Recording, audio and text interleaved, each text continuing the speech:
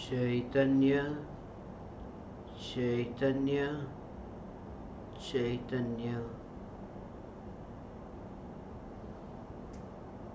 चैतन्य स्वभावी भगवान आत्मा अनादि अनंत शुद्ध चैतन्य मात्र है।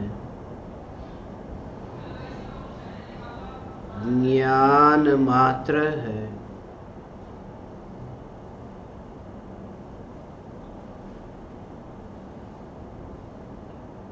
मैं शुद्ध चैतन्य मात्र,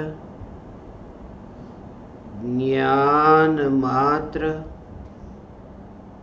भगवान आत्मा हूँ। ऐसे विकल्प भी जिस ज्ञान की अवस्था में प्रतिबिंबित होते हैं, वे विकल्प कुछ भी नहीं जानते कि मैं ज्ञान की अवस्था में प्रतिबिंबित हो रहा हूँ।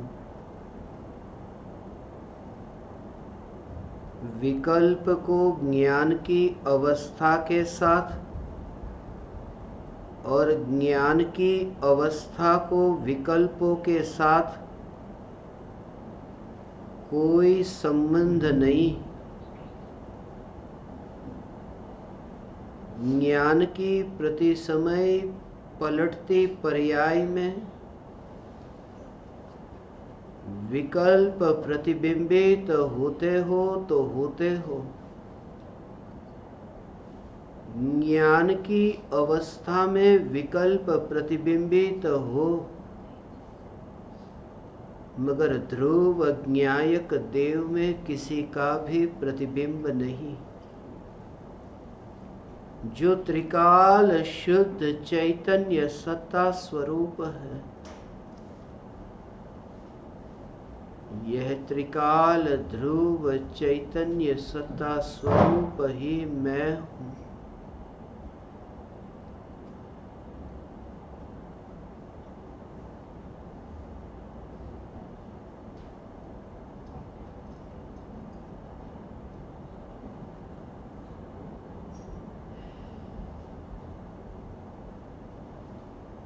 अनादिकाल से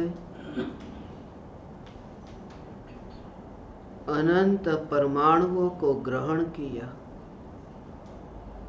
अनंत परमाणुओं का त्याग किया। यह भ्रांति ही मिथ्या है, झूठी है, काल्पनिक है। ध्रुव चैतन्य सत्ता परमाणु को ग्रहण कैसे करे? परमाणु को मैं ग्रहण करता तो मैं स्वयं ही स्पर्श स्वभावी हो जाता। परमाणु को ग्रहण करता तो रस गंध वर्ण स्वभावी हो जाता। जिस ज्ञान की अवस्था में ये परमाणु प्रतिबिंबित होते हैं, जिस ज्ञान की निर्मल अवस्था में विकल्प प्रतिबिंबित होते हैं, इस ज्ञान की अवस्था में भी विकल्प कहीं भी नहीं। ज्ञान की अवस्था में ज्ञान ही है। ज्ञान का ही परिणमन है, वह परिणमन स्वयं ज्ञानमयी है। विकल्प ज्ञान की अवस्था में भी नहीं मिलता तो त्रिकाल ध्रुव चैतन्य तत्व, जिसमें विकल्प प्रतिबिंबित भी नहीं होता, ऐसे ध्रुव चैतन्य सत्ता में विकल्प कैसा? ध्यान की धारा, ज्ञान की धारा, यह बहती धारा है। यह जो ज्ञान की धारा बहती है, उस ज्ञान की धारा में जो बहता नहीं, यह ध्रुव ज्ञायक देव मैं हूँ। काल पलटता है, काल क्रम से जानना जानना जानना जानना यह पलटता है। मगर जो पलटता है वह मैं नहीं, जो पलटता है उसमें मैं बहता नहीं। पलटता है उसमें यदि बह जाता तो मेरा अस्तित्व नष्ट हो जाता। त्रिकाल ध्रुव चैतन्य सत्ता स्वरूप ज्ञायक देव, जग का परिणमन जग में होता है। ऐसी स्वरूप की स्थिरता अनंत पर्याय जब त्रिकाली ध्रुव ज्ञायक देव में ढलती हो, सहज, बिना किसी विकल्प के, बिना किसी आकांक्षा के, बिना किसी चाहना के, अपना वैभव अपने में ही टिकता हो, रहता हो, अनंत पर्याय अपने द्रव्य सन्मुख होते हो, अनंत पर्याय द्रव्य सन्मुख हो तो भी जो पलटता नहीं, तो भी जो आनंदित होता नहीं, आनंदित होता नहीं। मैं कौन, मेरा अस्तित्व क्या?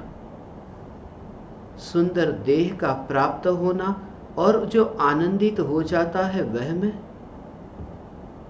बाहर में धन संपत्ति मिलने पर जो आनंदित हो जाता है वह मैं।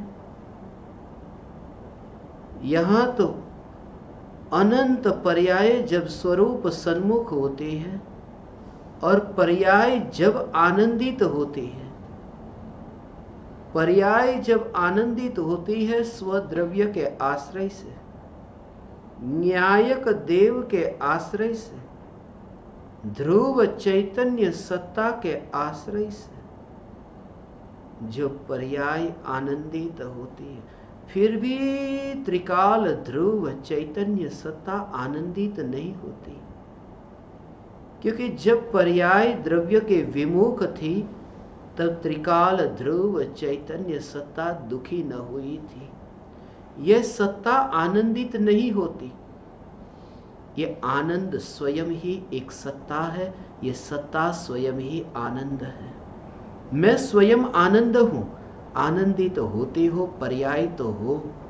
मैं हूं, मैं आनंद स्वरूप हूं। मैं का भाव ही ऐसा कि आनंद, आनंद, आनंद, आनंद। मैं आनंद, मैं आनंद, ऐसा विकल्प जब उठे, उस विकल्प भी ज्ञान की अवस्था में प्रतिबिंबित हो। मैं आनंद, ऐसे विकल्प के काल में पर्याय ने आनंद को न भोगा, उस समय भी विकल्प से पर्याय में तो दुख ही भोगा गया, क्योंकि विकल्प था कि मैं आनंद। विकल्प से नहीं, विकल्प मात्र की पकड़ छूटते ही, उपयोग अंतर्मुख होते ही एक अभेद निर्विकल्प अनुभूति, जहां द्वैत न रहे। पर्याय ये स्वीकार करे कि मैं द्रव्य हूं, मगर द्रव्य आनंदित नहीं होता, आनंद स्वरूप है। मैं आनंद स्वरूप हूं।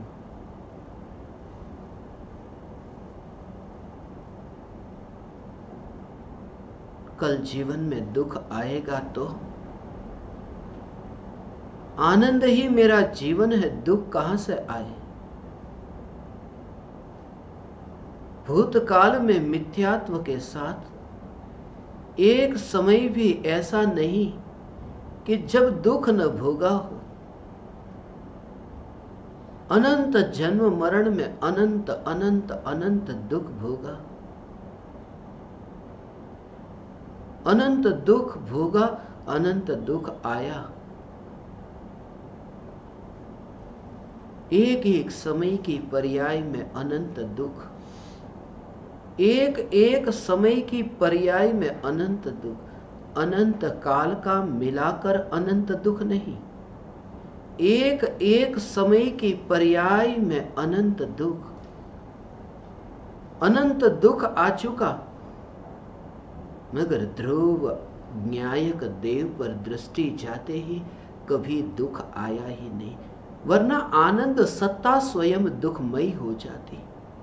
मैं आनंद जिसका आश्रय लेने से पर्याय में अनंत आनंद की अनंत पर्याय प्रकट होती है, वह द्रव्य दुखमयी कैसे हो सकता है? यदि वह द्रव्य दुखमयी हो जाए तो भविष्य में अनंत आनंद की पर्याय किसके आश्रय से प्रकट होगी? मैं स्वयं आनंद हूं, मैं स्वयं आनंद हूं, आनंद कंद, ऐसा चैतन्य चैतन्य चैतन्य,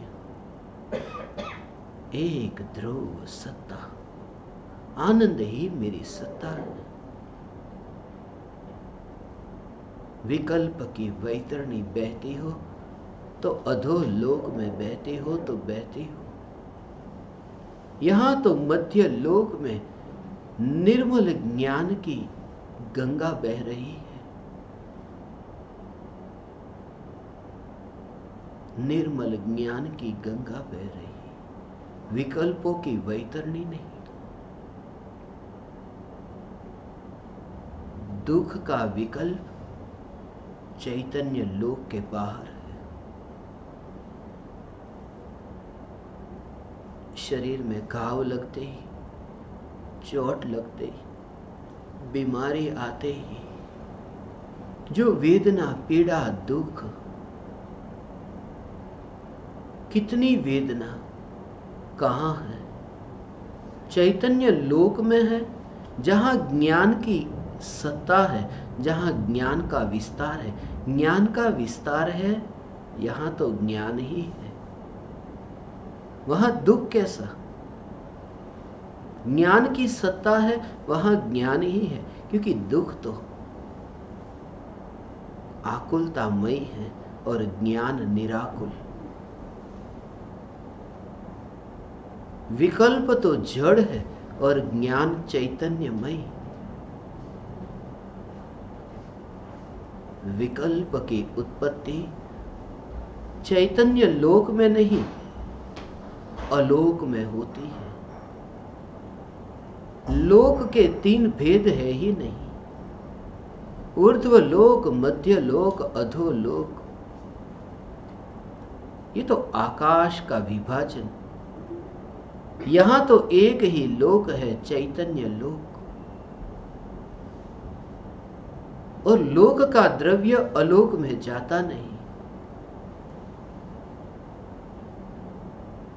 जब लोक का द्रव्य अलोक में जाता नहीं, लोक का द्रव्य अलोक में जाता नहीं, तो लोक स्वयं ही अलोक में कैसे जाए?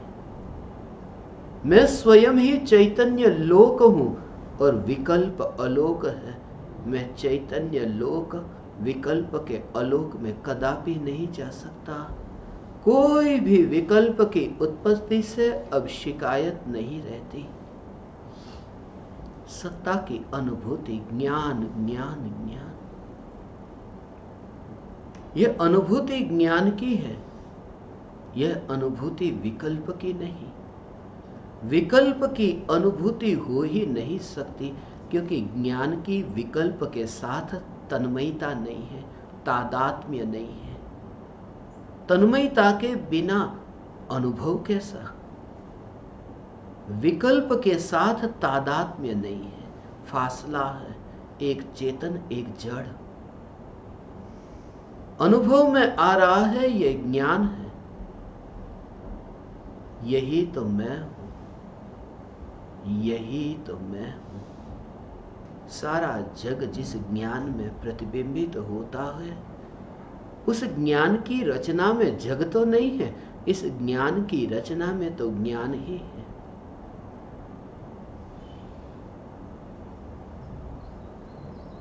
ज्ञान को पाना नहीं है। ज्ञान में जो ज्ञेयों की कल्पना की है, वह कल्पना से छुटकारा होते ही ज्ञान में ज्ञान की अनुभूति हो कि नहीं, ज्ञान में ज्ञान की अनुभूति हो ही रही थी, सिर्फ स्वीकार हुआ, सिर्फ माना, श्रद्धा हुई। अनादिकाल से ज्ञान में ज्ञान की अनुभूति, क्योंकि स्वयं की अनुभूति छूट नहीं सकती और पर की अनुभूति हो नहीं सकती। महावीर भगवान को आदिनाथ भगवान ज्ञान में प्रतिबिंबित हो, मगर अनुभूति तो स्वयं की ही, अनुभूति स्वयं की ही।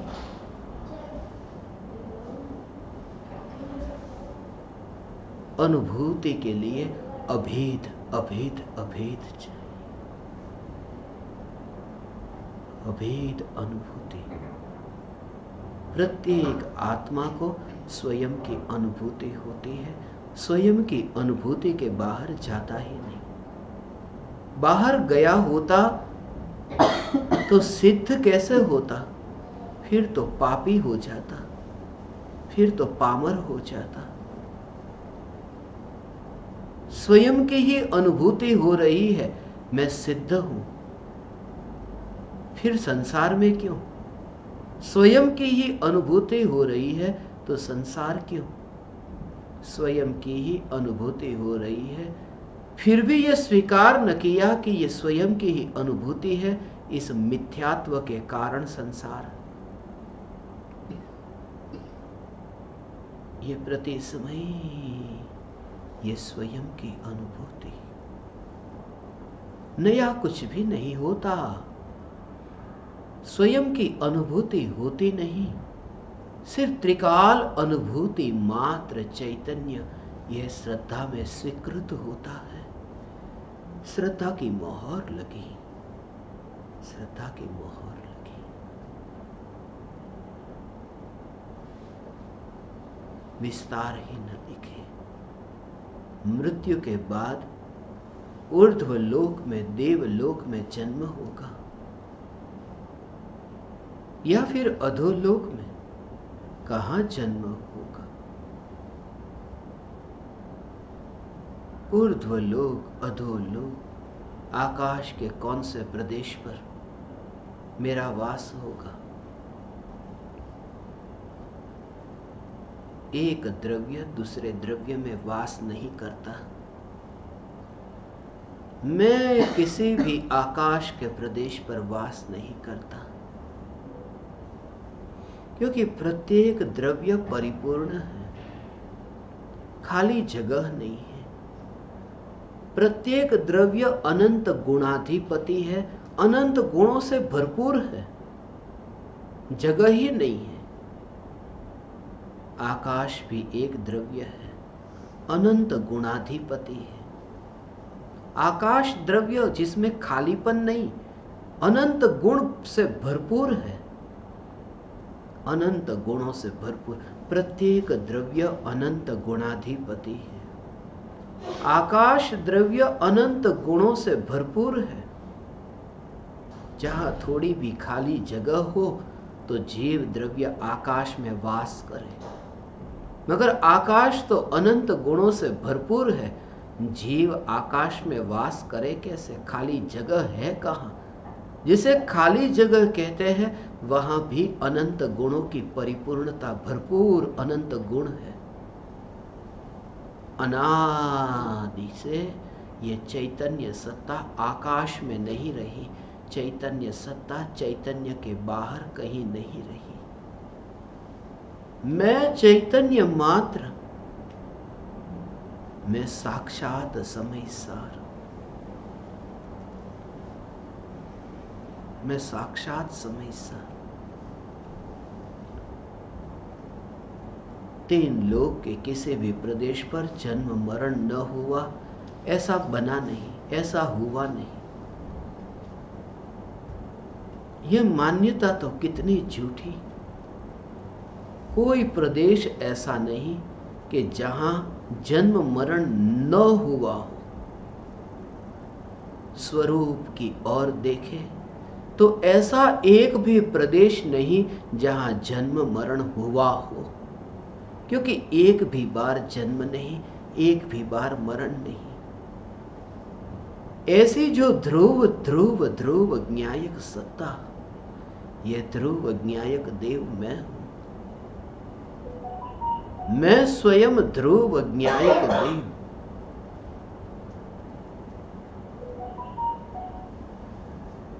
मैं स्वयं ध्रुव ज्ञायक देव। ध्यान की गहराई ऐसी हो कि ध्रुव के अतिरिक्त और कहीं ढले नहीं। ध्रुव के अतिरिक्त ध्यान और कहीं पर भी ढले नहीं। ऐसी एकाग्रता ध्यान की। ध्रुव के अतिरिक्त ढले नहीं, मगर जो ध्यान ढला ध्रुव पर, ध्यान ढला ज्ञायक पर, जो ध्यान ढला ज्ञायक पर, मगर ज्ञायक तो कहीं नहीं ढला, वह है। और जो ध्यान ढला उसे भी ग्रहण नहीं करता, क्योंकि ध्रुव में ऐसी परिपूर्णता है, खालीपन हो तो ध्यान की पर्याय को धारण करे। अखंडितता है द्रव्य की ऐसी कि ध्यान को भी धारण नहीं करता। ध्यान होता तो है, मगर ध्यान ध्रुव के आश्रय से होता है, ध्रुव में मिलकर के नहीं। ध्रुव में अभेद होकर के ध्यान होता है, मगर अभेद का अर्थ ध्रुव की सत्ता और ध्यान की सत्ता की मिलावट नहीं। निर्विकल्प ध्यान कि जहां ध्रुव ध्रुव ध्रुव ध्रुव ऐसा ध्यान रूप ऐसा परिणमन होता हो। ध्रुव ध्रुव ऐसी प्रत्येक पर्याय की ऐसी निराकुल निर्मल निर्मल निर्मल ऐसी धारा बहती हो, जिसमें ध्रुव मिला हुआ न दिखता हो। एक दृष्टि ऐसी हो, दृष्टि प्रति समय यह स्वीकार करती है मैं ध्रुव। ज्ञान में ये जो ध्यान ज्ञायक में ढला, ज्ञान में प्रतिबिंबित हुआ। ज्ञान ने स्वीकार तो किया कि ध्यान न्यायक में ढला है, मगर दृष्टि यह स्वीकार करती है कि जो ध्रुव ज्ञायक देव है उसमें ध्यान की पर्याय अभेद नहीं हो गई। दृष्टि ध्रुव को नित्य देखती है, दृष्टि ध्रुव को ध्रुव मात्र देखती है, जिसमें पलटना नहीं, जिसमें कुछ नया नहीं हुआ। दृष्टि का विषय ध्रुव है, उत्पाद व्यय नहीं। ध्यान का उत्पाद है, ध्यान का व्यय है। पर्याय का उत्पाद है, पर्याय का व्यय है।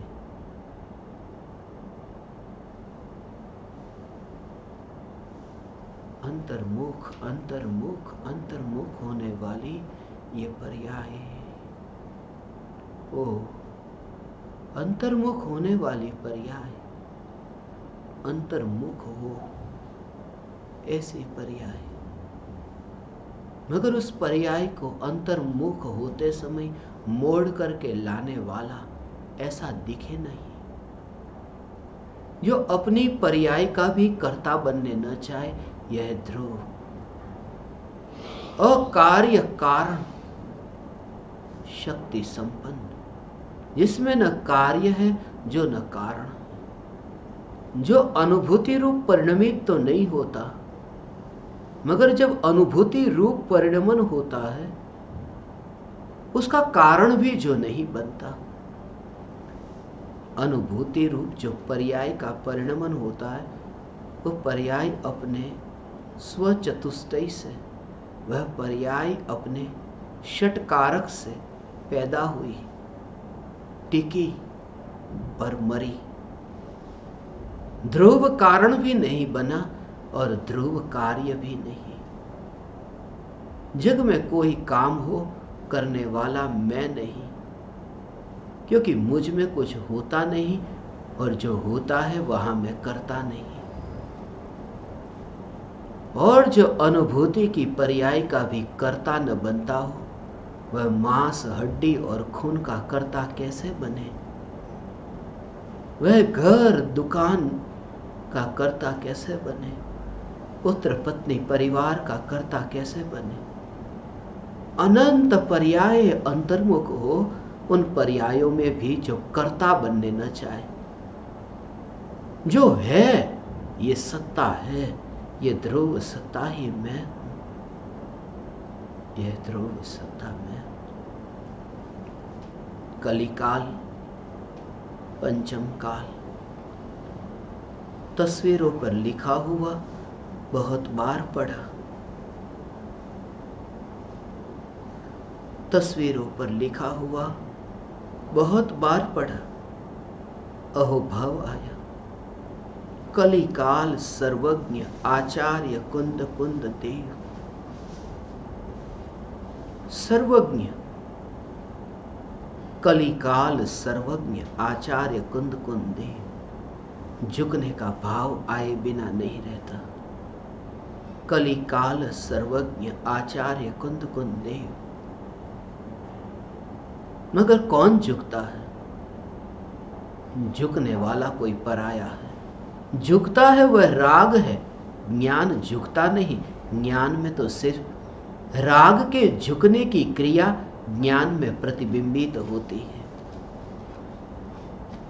भक्ति के भाव से झुकना हो, कलिकाल सर्वज्ञ आचार्य कुंद कुंद देव। सर्वज्ञ, अरिहंत भी सर्वज्ञ है, सिद्ध भी सर्वज्ञ है। सर्वज्ञ अरिहंत और सिद्ध दोनों है।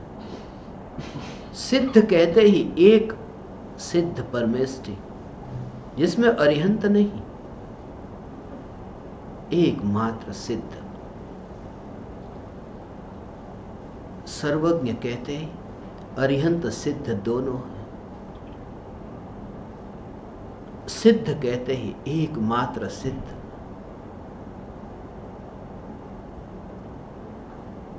कलिकाल सर्वज्ञ आचार्य कुंद कुंद देव। वो जो अहोभाव, वो अहोभाव राग का, वो राग का अहोभाव है। कुंद कुंद देव, कुंद कुंद देव के प्रति अहोभाव, देव के प्रति अहोभाव, क्योंकि कलिकाल सर्वज्ञ। कलिकाल नहीं, त्रिकाल। कुंद कुंद देव तो कलिकाल सर्वज्ञ, और मैं त्रिकाल सिद्ध न्यायक देव।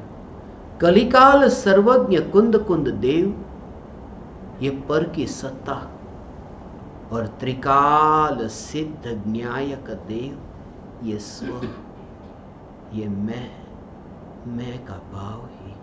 मैं एक न्यायक देव, मैं ध्रुव, मैं आनंद आनंद आनंद ही मेरी पहचान। मैं स्वयं आनंद, अनंत विकल्प जिसे पर्याय में भी दुखी न कर सके, पर्याय में भी ज्ञान का परिणमन मात्र जानने रूप ही हो। ज्ञान की पर्याय ने दुख आज तक नहीं भोगा, पर्याय में भी नहीं भोगा। पर्याय में भी प्रतिबिंब हुआ, प्रतिबिंब पड़ा, दुख का प्रतिबिंब पड़ा, मगर अनुभूति ज्ञान में ज्ञान की हुई। पर प्रतिबिंबित तो हुआ, मगर अनुभूति तो अपने में अपनी ही हुई। यही हो रही है आबाल गोपाल सभी को। यह ज्ञान अनुभव में आ रहा है। ज्ञान सो आत्मा, आत्मा सो परमात्मा। आत्मा अनुभव में आ रहा है, परमात्मा अनुभव में आ रहा है, स्वयं को स्वयं अनुभव में आ रहा है। मैं स्वयं त्रिकाल सिद्ध न्यायक देव। मैं स्वयं त्रिकाल सिद्ध न्यायक देव। मैं स्वयं त्रिकाल सिद्ध न्यायक दे। चैतन्य चैतन्य चैतन्य।